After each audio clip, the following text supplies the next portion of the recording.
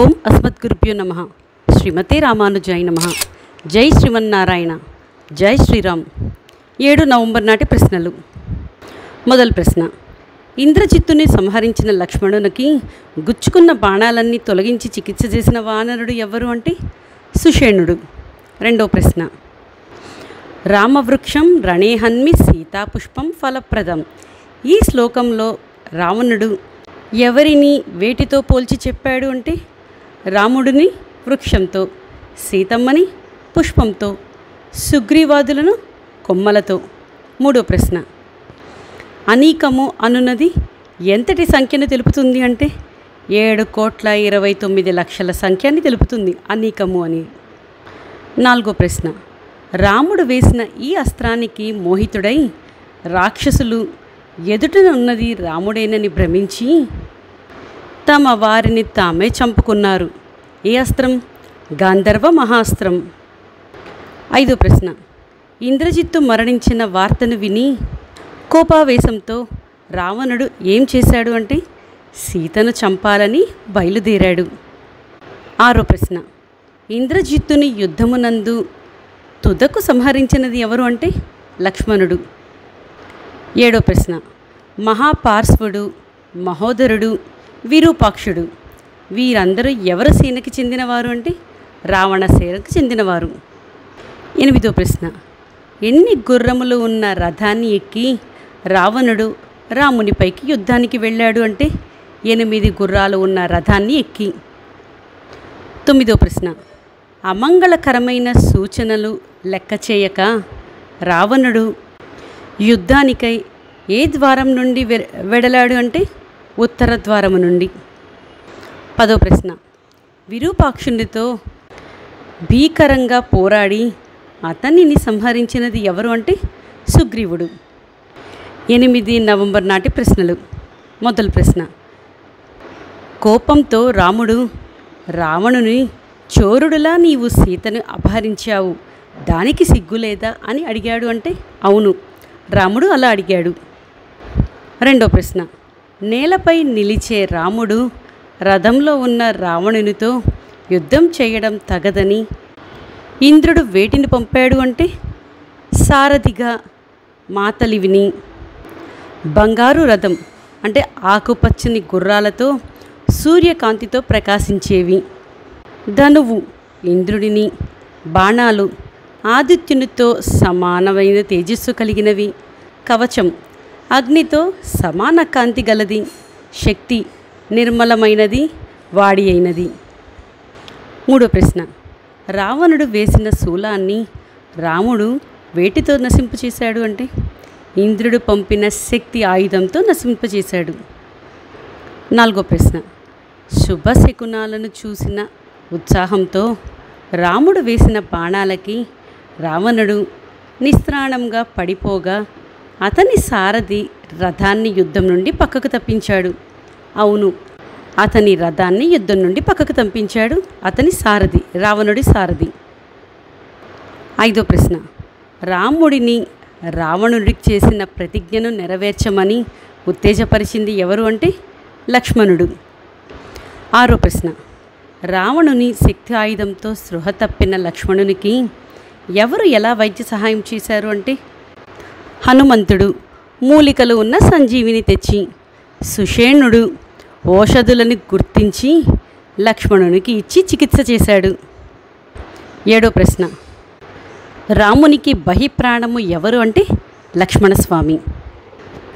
ఎనిమిదో ప్రశ్న, రావణాసురుడు ఏ కోపంతో లక్ష్మణుపై శక్తిని ప్రయోగించాడు? విభీషణుపై వేసిన శక్తిని అడ్డగించినందుకు. తొమ్మిదో ప్రశ్న, యుద్ధం భూమిలో పడి ఉన్న లక్ష్మణుని చూసి రాముడు ఎలా దుఃఖించాడు? లక్ష్మణుడు లేని జీవితం ఎందుకు అని, సీత ఎందుకు, ఈ రాజ్యం ఎందుకు అని. పదో ప్రశ్న, ముక్తా సూర్యస్య భీతస్య లక్ష్మణస్య మమజ్ఞస అనే శ్లోకానికి భాగమైన సరి అయిన అన్వయ క్రమంలో పదాల్ని అర్థంతో జతపరచండి. రావణేక ముక్త, రావణుని చేత విడువబడినది. సా, ఆ శక్తి అనే ఆయుధం.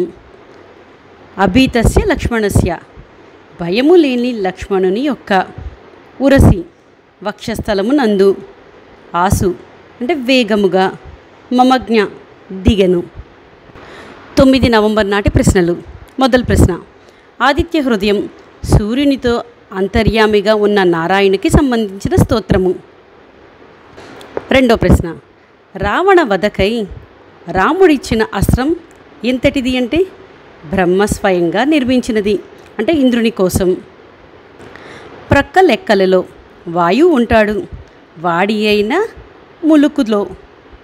అగ్ని సూర్యులు ఉంటారు, బరువులో మేరుమందర పర్వతంతో సమానం.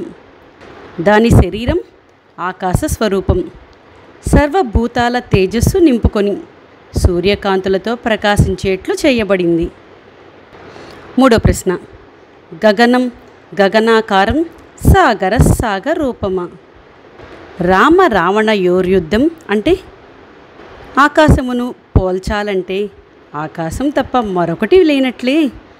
సముద్రాన్ని పోల్చి చెప్పాలంటే సముద్రము తప్ప మరొకటి పోల్చి లేనట్లే. రామ రావణుల యుద్ధం పోల్చడానికి వేరేది సాటియే రాదు అని.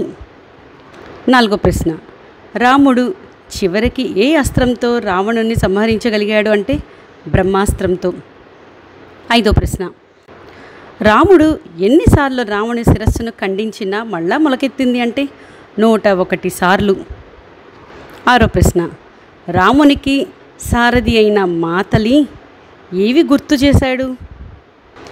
రావణునికి వినాశకాలం కనుక వధకు తగిన సమయం అని దేవతలన్నది, బ్రహ్మాస్త్రము ప్రయోగించమని. ఏడో ప్రశ్న, అగస్త్యుడు ఆదిత్య హృదయమును శ్రీరామునికి రాత్రి సమయంలో ఉపదేశించాడు. కాదు, రాత్రి సమయంలో ఉపదేశించలేదు. 8, ఆదిత్య హృదయమును పఠించిన తరువాత శ్రీరాముడు ఇలా అయ్యాడు. శోకము తొలగి గొప్ప తేజస్సుతో ప్రకాశించాడు. 9వ ప్రశ్న, ఆదిత్య హృదయానికి సంబంధించిన సరి అయిన వివరాలను గుర్తించండి. అగస్త్యుడు రామునికి ఉపదేశించినది శ్రీరామాయణంలో 107వ సర్గలో ఉన్నది. 3 సార్లు పఠిస్తే విజయం పొందుతావు అని అగస్త్యుడు చెప్పాడు. ఇది చదివేటప్పుడు ఉదయిస్తున్న సూర్యుడిని ధ్యానం చేయాలి అని. 10వ ప్రశ్న, ఆదిత్య హృదయం పఠించడం వలన కలిగే ప్రయోజనాలు. సకల శత్రువులను నశింపచేస్తుంది, జయమును కలిగిస్తుంది, ఆయువును వృద్ధి చేస్తుంది. 11వ ప్రశ్న, రథసారథునికి ఉండవలసిన లక్షణాలేంటి. దేశ కాలాలను, శుభాశుభ నిమిత్తాలను గుర్తించగలగాలి. రధికుని ముఖంలో ప్రసన్నత, దైన్యము ఇలాంటివి గుర్తించగలగాలి. నడిపే దారిలో ఎత్తు పల్లాలని గుర్తించి నడపాలి. శత్రువులని పడగొట్టే అవకాశమును గమనించి నడపాలి. 12వ ప్రశ్న, రావణుడు తన రథసారిధిని ఏమని నిందించాడు. శత్రువులు ఏదో ఆశ చూపితే లొంగిపోయావు. ఇన్నాళ్ళు వీరుడని సంపాదించిన కీర్తిని నాశనం చేశావు. శత్రువునికి వెన్ను చూపి వచ్చినట్లుగా నన్ను వెనక్కి ఎందుకు తీసుకువచ్చావు అని. అడియన్ రాణి రామానుజదాసి.